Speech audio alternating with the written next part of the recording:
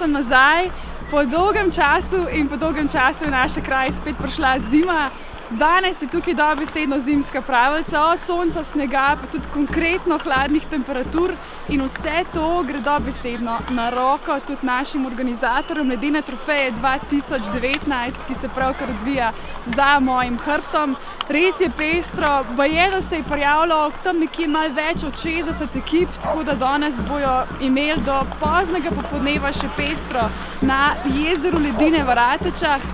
Lansko leto sem imel tako lepo vreme, letos imajo tako lepo vreme, tako da jaz mislim, da organizatorji res znajo postaviti ta pravi dan, da se lahko odvija tako lepo druženje v naravi. No, poleg hokeja, ki se odvija v zadaj, se pa odvija tudi za vse tiste, ki ne znajo drsati, ali pa tisti, ki bi se radi naučili kakšnih hokejskih trikov, tudi delavnice, od drsanja hokeja, pa tudi nagradna igra poteka, spretnostni poligon.